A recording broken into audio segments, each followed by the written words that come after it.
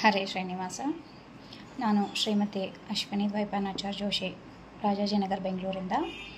ನಮ್ಮ ಜ್ಞಾನವಾಹಿನಿ ಯಾತ್ರೆಯಿಂದ ಮತ್ತೊಂದು ಯಾತ್ರೆಯನ್ನು ಹಮ್ಮಿಕೊಳ್ಳಲಾಗಿದೆ. ಅದರ ಬಗ್ಗೆ ವಿವರಣೆ ಕೊಡೋಕ್ಕೆ ಈ ವಿಡಿಯೋನ ಮಾಡ್ತಾ ಇರೋದು. ಈ ವಿಡಿಯೋದಲ್ಲಿ ನಾನು ಸಂಕ್ಷಿಪ್ತವಾಗಿ ಕೇವಲ ನಮ್ಮ ಯಾತ್ರೆಗಳ ಬಗ್ಗೆ ನಾನು ವಿವರಣೆ ಕೊಟ್ಟಿರ್ತೇನೆ. ಇಂಟ್ರೆಸ್ಟೆಡ್ ಇದ್ದವರು ಯಾವ ಯಾತ್ರೆ ಬಗ್ಗೆ ನಿಮಗೆ ಕಂಪ್ಲೀಟ್ ಡೀಟೇಲ್ಸ್ ಬೇಕು ಅನ್ನೋದು ನಾವು ಕೆಳಗಡೆ ಡಿಸ್ಕ್ರಿಪ್ಷನಲ್ಲಿ ನಂಬರ್ಗಳನ್ನ ಕೊಟ್ಟಿರ್ತೀವಿ. ಹಾಗೂ ಅದರಲ್ಲಿ ಪ್ಯಾಂಪ್ಲೆಟ್ಸ್ಗಳು ಕೂಡ ಇರುತ್ತೆ, ನೀವು ಅದನ್ನು ನೋಡ್ಕೋಬೋದು. ಆ ನಂಬರ್ಗೆ ಕರೆ ಮಾಡಿದ್ರೆ ಕಂಪ್ಲೀಟ್ ಡೀಟೇಲ್ ಇರೋ ಮತ್ತೊಂದು ವಿಡಿಯೋಗಳನ್ನ ನಾವು ನಿಮಗೆ ಶೇರ್ ಮಾಡ್ತೀವಿ. ಆಮೇಲೆ ಪ್ಯಾಂಪ್ಲೆಟ್ಸು ಎಲ್ಲ ರೀತಿಯ ಇಟರ್ನರಿ ಮಾಹಿತಿಗಳನ್ನ ಕೊಡ್ತೀವಿ. ಸೊ ಇವಾಗ ಇದಕ್ಕಿಂತಲೂ ಮುಂಚೆ ನಾನು ನೇಪಾಳ ಯಾತ್ರೆ ಬಗ್ಗೆನೇ ಹಾಕಿದ್ದೆ ವಿಡಿಯೋದಲ್ಲಿ. ಅದು ನಾವು ಏಪ್ರಿಲ್ ಡೇಟ್ಗೆ ಹಾಕಿದ್ವಿ. ಬಟ್ ಕಾರಣಾಂತರಗಳಿಂದ ಕೆಲವು ಯಾತ್ರಿಕರ ಒಂದು ಸಮಸ್ಯೆಗಳಿಂದ ಹಾಗೂ ನಮಗೂ ಪರ್ಮಿಟ್ನ ಇಶ್ಯೂ ಆಗಿರೋದ್ರಿಂದ ನಾವು ಅದನ್ನು ಪೋಸ್ಟ್ಪೋನ್ ಮಾಡಿದ್ದೇವೆ. ಇವಾಗ ನಮ್ಮ ಯಾತ್ರೆ ಇರೋದು ಮೇ 14ರಿಂದ ಮೇ 24ನೇ ತಾರೀಕುವರೆಗೂ 10 ದಿನಗಳ ಕಾಲ ಯಾತ್ರೆ ಇರುತ್ತೆ. ಇದರಲ್ಲಿ ಅಯೋಧ್ಯೆ ಹಾಗೂ ನೇಪಾಳ ಇಷ್ಟು ಇರುತ್ತೆ ಈ 10 ದಿನಗಳಲ್ಲಿ. ಫಸ್ಟ್ ನಾವು ಸ್ಟಾರ್ಟಿಂಗ್ ಶುರು ಮಾಡೋದು ಅಯೋಧ್ಯೆಯಿಂದ. ಬೆಂಗಳೂರಿಂದ ಹೊರಡೋರಿಗೆ ಆಲ್ರೆಡಿ 42 ಸೀಟ್ಗಳು ಬುಕ್ ಆಗಿದ್ದಾವೆ. ಇಲ್ಲಿವರೆಗೂ ನಾವು ಶ್ರೀಸುಧಾದಲ್ಲಿ ಅಡ್ವರ್ಟೈಸ್ಮೆಂಟ್ ಕೊಟ್ಟಿದ್ವಿ. ಅದರ ಮುಖಾಂತರ ಸುಮಾರು 42 ಕನ್ಫರ್ಮ್ ಸೀಟ್ಸ್ಗಳು ಬುಕ್ ಆಗಿದೆ. 38 ಸೀಟ್ಗಳು ಮಾತ್ರ ಖಾಲಿ ಇದೆ ಈ ಒಂದು ಯಾತ್ರೆಗೆ. ಯಾತ್ರೆ ಬಗ್ಗೆ ಸಂಕ್ಷಿಪ್ತವಾಗಿ ನಾನು ವಿವರ ಕೊಡ್ತೀನಿ. 10 ದಿನಗಳ ಯಾತ್ರೆ ಇರುತ್ತೆ. ಅಯೋಧ್ಯೆಯಿಂದ ಸ್ಟಾರ್ಟ್ ಮಾಡ್ತೀವಿ. ನಿಮ್ಮ ಊರುಗಳಿಂದ ನೀವು ಅಯೋಧ್ಯೆಗೆ 14ನೇ ತಾರೀಕು ಬಂದು ತಲುಪಬೇಕು. ಮೇ 14ನೇ ತಾರೀಕು ಫ್ಲೈಟ್ ಆಗಲಿ ಟ್ರೈನ್ ಆಗಲಿ ಯಾವುದೇ ಮುಖಾಂತರ ಬರಬೇಕು. ಟ್ರೈನ್ ಬರೋರಿಗೆ ಇನ್ನೂ ಒಂದು 7-8 ದಿವಸ ಟೈಮ್ ಇದೆ. ರಿಸರ್ವೇಷನ್ಸ್ಗಳನ್ನ ಮಾಡ್ಕೋಬೋದು. ಫ್ಲೈಟು ಬೆಂಗಳೂರಿಂದ ಆಲ್ರೆಡಿ ತುಂಬ ಜನ ಮಾಡ್ಕೊಂಡಿದ್ದಾರೆ. ನಾವು ಮಾಹಿತಿಗಳನ್ನ ಪ್ರೊವೈಡ್ ಮಾಡ್ತೀವಿ, ಯಾವ ಟ್ರೈನಿಗೆ ಬಂದರೆ ನಿಮಗೆ ಅನುಕೂಲ ಆಗುತ್ತೆ, ಯಾವ ಫ್ಲೈಟ್ಗೆ ನೀವು ಬರ್ಬೋದು ಅಂತ. ಅಕಸ್ಮಾತ್ ಯಾರಿಗೆ ಆಗೋದೇ ಇಲ್ಲ ಮಾಡ್ಕೊಳ್ಳೋಕ್ಕೆ, ಅವ್ರಿಗೆ ಏಜೆನ್ಸಿ ಮುಖಾಂತರ ನಾವು ಟಿಕೆಟ್ಸ್ಗಳನ್ನ ಬುಕ್ ಮಾಡಿಕೊಡ್ತೀವಿ. ಸೊ 14ನೇ ತಾರೀಕು ಪಿಕಪ್ ಪಾಯಿಂಟು ಅಯೋಧ್ಯೆ. ಅಲ್ಲಿಂದ ಅವತ್ತು ಅಲ್ಲಿ ರಾಮದೇವ್ರ ದರ್ಶನ ಆಗುತ್ತೆ. ಯಾರ್ಯಾರು ಶ್ರಾದ್ದಗಳನ್ನ ಮಾಡೋ ಇಂಟ್ರೆಸ್ಟೆಡ್ ಇದ್ದೀರಾ ತೀರ್ಥವಿಧಿ, ಅದನ್ನು ಅಲ್ಲಿ ನಾವು ವ್ಯವಸ್ಥೆ ಮಾಡ್ತೀವಿ. ಅಲ್ಲಿಂದ ರಾತ್ರಿ ನಾವು ಅಲ್ಲಿಂದ ಹೊರಟು ಸುಮಾರು 1 ಅಥವಾ 2 ಗಂಟೆಗೆ ಮಧ್ಯರಾತ್ರಿಲಿ ಹೊರಟು ಸನೌಲಿ ಬಾರ್ಡರ್, ಗೋರಖ್ಪುರ್ ಸನೌಲಿ ಬಾರ್ಡರ್ ಹತ್ರ ನಾವು ಬೆಳಗ್ಗೆ ತಲುಪ್ತೀವಿ. 7ರಿಂದ 8 ಗಂಟೆ ಒಳಗಡೆ ಬಾರ್ಡರ್ ಓಪನ್ ಆಗುತ್ತೆ. ಸೊ ನಾವು ಎಂಟ್ರಿ ಮಾಡಿ ಅಲ್ಲಿಂದ ನಮ್ಮ ನೇಪಾಳ ಯಾತ್ರೆ ಶುರು ಆಗುತ್ತೆ. ಡೇ 1ನಲ್ಲಿ ಲುಂಬಿನಿಯನ್ನು ಕವರ್ ಮಾಡ್ತೀವಿ. ಲುಂಬಿನಿ ಮತ್ತು ಗಜೇಂದ್ರ ಮೋಕ್ಷ ಆಶ್ರಮ ಇದನ್ನು ಕವರ್ ಮಾಡ್ತೀವಿ. ಡೇ 2ನಲ್ಲಿ ಜರ್ನಿ ಇರುತ್ತೆ. ಲುಂಬಿನಿಯಿಂದ ಮುಕ್ತಿನಾಥ್ಗೆ ಪೋಖ್ರಾಗೆ ಜರ್ನಿ ಇರುತ್ತೆ. ಡೇ 3ನಲ್ಲಿ ಪೋಖ್ರಾ ಸೈಟ್ ಸೀಯಿಂಗ್ ಇರುತ್ತೆ. ಡೇ 4ರಲ್ಲಿ ಪೋಖ್ರಾ ಟು ಮುಕ್ತಿನಾಥ್ಗೆ ಹೋಗೋದು, ಅಂದರೆ ಜಾಮ್ಸಮ್ ಪ್ಲೇಸ್ಗೆ ಹೋಗೋದಿರುತ್ತೆ. ಡೇ 5ನಲ್ಲಿ ಮುಕ್ತಿನಾಥ್ ದರ್ಶನ ಆಗುತ್ತೆ. ಡೇ 6ಅಲ್ಲಿ ತೀರ್ಥವಿಧಿ ಆಗುತ್ತೆ. ಮುಕ್ತಿನಾಥ್ ದರ್ಶನ ತೀರ್ಥವಿಧಿಯನ್ನು ನಾವು ಸಪ್ರೇಟಾಗಿ ಇಟ್ಟಿದ್ದೀವಿ. ಮುಕ್ತಿನಾಥಲ್ಲಿ 108ಗಳ ತೀರ್ಥ ಪುಣ್ಯ ಸ್ನಾನ, ಪಾಪಕುಂಡ ಪುಣ್ಯಕುಂಡ ಸ್ನಾನ ಆಗುತ್ತೆ. ಡೇ 6ಅಲ್ಲಿ ಕಾಗ್ಬಿನಿ ಕ್ಷೇತ್ರದಲ್ಲಿ ಪಿಂಡ ಪ್ರದಾನ ಹಾಗೂ ಗಂಡಕಿ ನದಿ ಸ್ನಾನ ಆಗುತ್ತೆ. ಡೇ 7ನಲ್ಲಿ ನಾವು ಪೋಖ್ರಾದಿಂದ ಪಶುಪತಿನಾಥಕ್ಕೆ ಹೋಗ್ತೀವಿ. ಕಟ್ಮಾಂಡು ಆನ್ ದ ವೇನಲ್ಲಿ ಮನೋಕಾಮ್ನ ದರ್ಶನ ಮಾಡ್ತೀವಿ. ಡೇ 8ಅಲ್ಲಿ ಕಂಪ್ಲೀಟಾಗಿ ಅವತ್ತಿನ ದಿವಸ ಪಶುಪತಿನಾಥಲ್ಲಿ ಇರುತ್ತೆ. ಕಾಠ್ಮಂಡುನಲ್ಲಿ ಪಶುಪತಿನಾಥ ದರ್ಶನ ಜೊತೆಗೆ ಅಲ್ಲಿನ ಸ್ಥಳೀಯ ದೇವಸ್ಥಾನಗಳ ದರ್ಶನ ಇರುತ್ತೆ. ಅಲ್ಲಿ ಅಭಿಷೇಕ ಮಾಡೋರು ಮಾಡಿಸ್ಬೋದು, ಅದರ ವ್ಯವಸ್ಥೆಯನ್ನು ಕೂಡ ಮಾಡಿಸ್ತೀವಿ. ಇನ್ನು ಡೇ 9ನಲ್ಲಿ ಅವತ್ತು ಏಕಾದಶಿ ಆಗಿರುತ್ತೆ. ಆ ದಿವಸ ಕೇವಲ ಜರ್ನಿ ಇಟ್ಕೊಂಡಿದ್ದೀವಿ. ಅರ್ಲಿ ಮಾರ್ನಿಂಗ್ ಅಲ್ಲಿಂದ ಒಂದು 5 ಗಂಟೆ ನಾವು ಕಾಠ್ಮಂಡುವಿಂದ 4:15-5 ಗಂಟೆಗೆ ಹೊರಟು ಸಾಯಂಕಾಲದೊಳಗಡೆ ನಾವು ಜನಕಪುರ ಬಂದು ತಲುಪ್ತೀವಿ.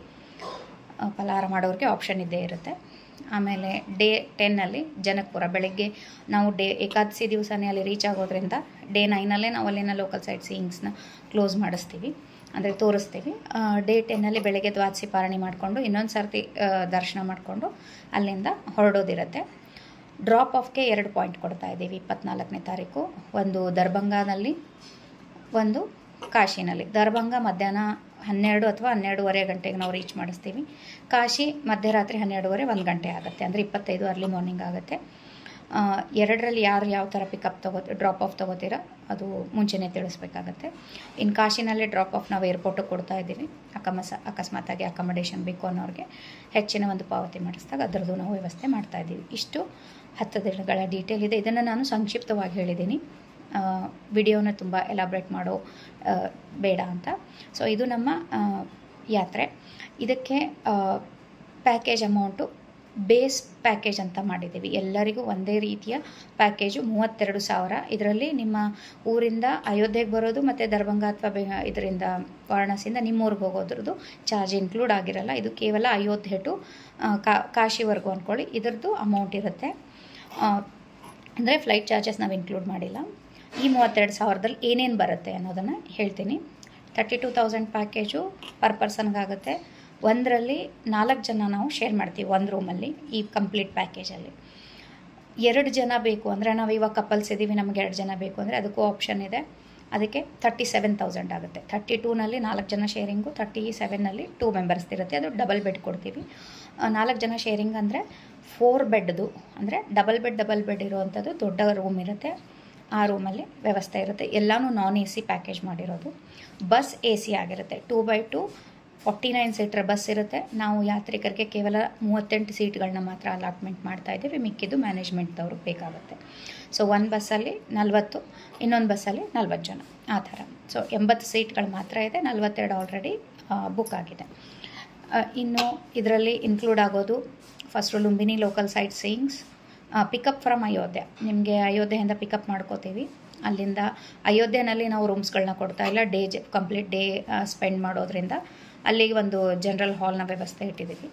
ರೂಮ್ಸ್ ಬೇಕು ಅಂದವರು ಅದರದ್ದು ಎಡಿಷ್ನಲ್ ಆಗುತ್ತೆ, ಅದನ್ನು ನೀವು ಬುಕ್ ಮಾಡ್ಕೋಬೋದು. AC ನಾನ್ AC ನಿಮ್ಮ ಇಚ್ಛೆ ಪ್ರಕಾರ.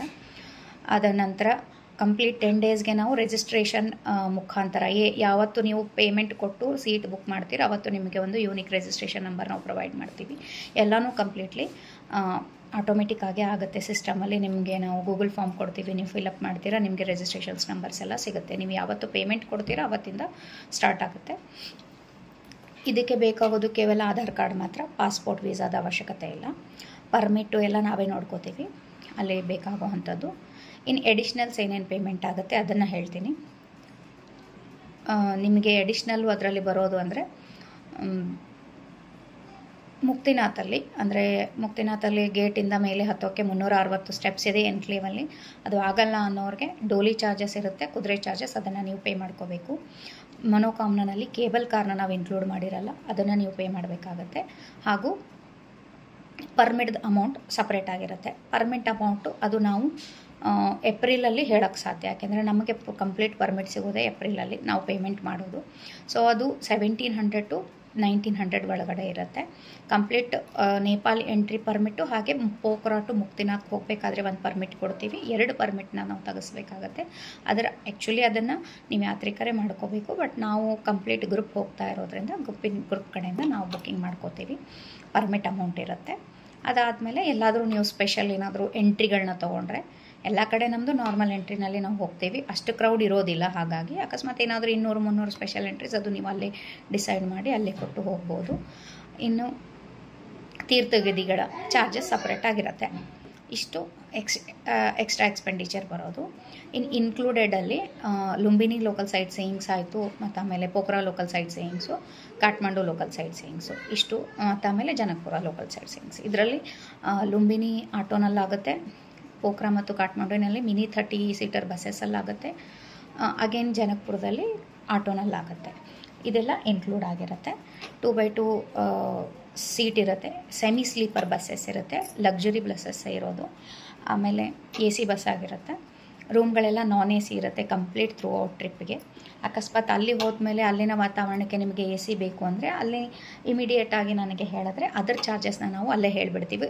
ಒಂದು ರೂಮಿಗೆ 500 to 1000 ಅವ್ರು ಎಕ್ಸ್ಟ್ರಾ ತೊಗೋತಾರೆ.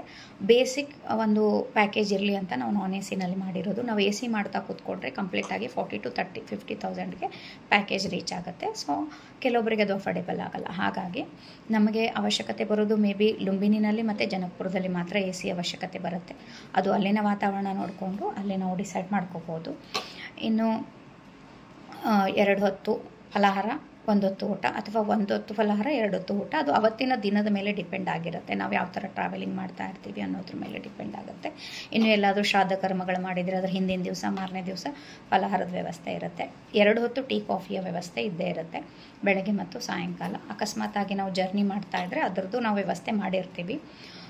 ಕಂಪ್ಲೀಟ್ ಟ್ರಿಪ್ಪಲ್ಲಿ ಮಡಿ ಅಡಿಗೆ ವ್ಯವಸ್ಥೆ ಇರುತ್ತೆ. ಎಲ್ಲನೂ ಮಡಿಯಲ್ಲೇ ನಾವು ಮಾಡೋದು. ನೀವು ಊಟ ಕೂತ್ಕೊಳ್ಳೋರು ಮಡಿಯಲ್ಲಿ ಕೂತ್ಕೊಳ್ಳಿ ಅಥವಾ ನಾರ್ಮಲಿ ಇದರಲ್ಲಿ ಕೂತ್ಕೊಳ್ಳೋರ್ಗು ಎಲ್ಲ ಅಡುಗೆನೂ ಶುದ್ಧವಾದ ರೀತಿಯಲ್ಲಿ ಮಡಿಯಲ್ಲೇ ವ್ಯವಸ್ಥೆ ಆಗುತ್ತೆ. ತೀರಾ ಬಾವಿ ಮಡಿ ಅಂತೂ ನಾವು ಇಲ್ಲಿ ಮಾಡ್ತಾಯಿಲ್ಲ, ಎಲ್ಲ ಕಡೆ ಬೋರ್ವೆಲ್ ಮಡಿ ಇರೋದ್ರಿಂದ ಮಡಿ ವ್ಯವಸ್ಥೆ ಆಗುತ್ತೆ. ಅಷ್ಟು ಮಾತ್ರ ಆಗೋಕ್ಕೆ ಸಾಧ್ಯ ಈ ನೇಪಾಳ ಯಾತ್ರೆಯಲ್ಲಿ. ಇಷ್ಟು ಇನ್ಕ್ಲೂಡೆಡ್ ಇದೆ. ಇವಾಗ ಆಲ್ರೆಡಿ ನಾನು ಹೇಳಿರೋ ಪ್ರಕಾರ ಕಂಪ್ಲೀಟ್ಲಿ 1 ಬಸ್ ಬುಕ್ ಆಗಿದೆ, ಇನ್ನೂ 1 ಬಸ್ನಷ್ಟು ಸೀಟ್ಗಳು ಖಾಲಿ ಇದೆ. ಇಂಟ್ರೆಸ್ಟೆಡ್ ಇದ್ದವರು ನೇಪಾಳ ಯಾತ್ರೆಗೋಸ್ಕರ ಬೇಗ ಕಾಲ್ ಮಾಡಿ. ನನ್ನ ನಂಬರು 7676963291. ನನ್ನ ಬಗ್ಗೆ ಇಂಟ್ರೊಡಕ್ಷನ್ ಅಂದರೆ 2022ರಿಂದ ನಾವು ಯಾತ್ರೆಗಳನ್ನ ಮಾಡ್ತಾಯಿದ್ದೀವಿ. ಇಲ್ಲಿವರೆಗೂ 11 ಕಂಪ್ಲೀಟ್ಲಿ ಯಾತ್ರೆ ಮುಗಿಸಿದ್ದೀವಿ. ರೀಸೆಂಟಾಗಿ ಪ್ರಯಾಗ್ರಾಜ್ದು 2 ಬ್ಯಾಚ್ ಆಯಿತು. 3 ವರ್ಷದಲ್ಲೇ 10 ಯಾತ್ರೆಗಳನ್ನ ಮಾಡಿದ್ದೀವಿ ಕಂಟಿನ್ಯೂಸ್ ಆಗಿ. ಕಳೆದ ವರ್ಷ ಸುಮಾರು 6 ಯಾತ್ರೆಗಳಾಗಿದೆ ನಮ್ಮದು. 2-3 ವರ್ಷದಿಂದ ನೇಪಾಳ ಯಾತ್ರೆ ಮಾಡ್ತಾಯಿದ್ದೀವಿ. ಆಮೇಲೆ ಪ್ರತಿ ವರ್ಷ ಹರಿದ್ವಾರ ಬದ್ರಿ ಯಾತ್ರೆ ಇದ್ದೇ ಇರುತ್ತೆ, ದ್ವಾರಕಾ ಯಾತ್ರೆ ಇರುತ್ತೆ, ಮತ್ತು ಉತ್ತರ ಭಾರತದ 2 ಸರ್ತಿ ಆಗಿರುತ್ತೆ. ಸೊ ಹಾಗಾಗಿ ಕಂಪ್ಲೀಟ್ಲಿ ಟೀಮ್ ಇರೋದ್ರಿಂದ ಯಾವುದೇ ಥರ ತೊಂದರೆಗಳು ಬರೋದಿಲ್ಲ. ಆಲ್ರೆಡಿ ಎಕ್ಸ್ಪೀರಿಯನ್ಸ್ ಆಗಿರೋದ್ರಿಂದ ಅಂತಹ ತೊಂದರೆಗಳು ಬರೋಲ್ಲ. ಆಮೇಲೆ ನಾವು ನೇಪಾಳ ಯಾತ್ರೆನ ಏಜೆನ್ಸಿ ಥ್ರೂ ಮಾಡಿಸ್ತಾ ಇರೋದ್ರಿಂದ ಅದು ಒಂದು ಪ್ರೊಫೆಷ್ನಲಿ ಆಗಿಯೇ ವರ್ಕ್ ಆಗುತ್ತೆ. ಸೊ ಅದ್ರ ಬಗ್ಗೆ ಚಿಂತೆ ಬೇಡ. ಹೊಸದಾಗಿ ಸೇರೋರಿಗೆ ಬೇಕಿದ್ರೆ ನಾವು ಫೀಡ್ಬ್ಯಾಕ್ಸ್ ಕಳಿಸಿರೋದು ಇದೆ ನಮ್ಮ ಯಾತ್ರಿಕರು, ಅದನ್ನು ನಾವು ಬೇಕಿದ್ರೆ ಶೇರ್ ಮಾಡ್ತೀವಿ. ಇನ್ನು ಯಾವುದೇ ಹೆಚ್ಚಿನ ಮಾಹಿತಿ ಬೇಕಿದ್ದರೆ ನನ್ನ ನಂಬರ್ಗೆ ಕರೆ ಮಾಡಿ. ಅಲ್ಲಿ ನಾವು ಇನ್ನೊಂದು ಲಿಂಕ್ ಕೊಡ್ತೇವೆ. ಅದರಲ್ಲಿ ಕಂಪ್ಲೀಟ್ ಈ ಯಾತ್ರೆ ನಾನೇನು ಸಂಕ್ಷಿಪ್ತವಾಗಿ ಹೇಳಿದ್ದೀನಿ ಅದರದ್ದು ಎಲಾಬ್ರೇಟೆಡ್ ಇರುತ್ತೆ. ಕಂಪ್ಲೀಟ್ ಪಿನ್ ಟು ಪಿನ್ನ ನಾವು ಅಲ್ಲಿ ಶೇರ್ ಮಾಡಿರ್ತೀವಿ. ಆಮೇಲೆ ನಮ್ಮ ಪಾಂಪ್ಲೆಂಟಲ್ಲೇ ನಾವು ಇಟರ್ನರಿನ ಕೊಟ್ಟಿರ್ತೀವಿ. ಸೊ ಹಾಗಾಗಿ ಅದು ಸಮಸ್ಯೆ ಆಗಲ್ಲ. ಡಿಸ್ಕ್ರಿಪ್ಷನ್ ಬಾಕ್ಸಲ್ಲಿ ನೋಡಿ, ಅಲ್ಲಿ ನಿಮಗೆ ಪ್ಯಾಂಪ್ಲೆಟ್ಸು ಮತ್ತು ಆಮೇಲೆ ನನ್ನ ನಂಬರ್ಗಳು ಸಿಗುತ್ತೆ, ಕಾಂಟ್ಯಾಕ್ಟ್ ಮಾಡಿ. ಇನ್ನು ಇದೇ ವಿಡಿಯೋನಲ್ಲಿ ಇನ್ನೊಂದು 2 ನಿಮಿಷದಲ್ಲಿ ಹೇಳ್ತೇನೆ. ನಮ್ಮ ನೆಕ್ಸ್ಟ್ ಯಾತ್ರೆ ಜೂನ್ ಮಂತಲ್ಲಿ ಹರಿದ್ವಾರ ಬದ್ರಿ, ರಿಷಿಕೇಶ್ ಬದ್ರಿ ಯಾತ್ರೆ ಇಟ್ಕೊಂಡಿದ್ದೀವಿ. ಇದ್ರ ಜೊತೆಗೆ ಈ ಸಾರಿ ಷಟ್ಪ್ರಯಾಗ ಯಾತ್ರೆ ಕೂಡ ಮಾಡ್ತಾಯಿದ್ದೀವಿ. ಷಟ್ಪ್ರಯಾಗದಲ್ಲಿ ತೀರ್ಥವಿಧಿ ಮಾಡಿಸೋವಂಥ ಒಂದು ಯೋಜನೆಯನ್ನು ಹಾಕ್ಕೊಂಡಿದ್ದೀವಿ. ಇದು ಜೂನ್ 20ನೇ ತಾರೀಕಿಂದ ಅಂತ ಅಂದ್ಕೊಂಡಿದ್ದೀವಿ.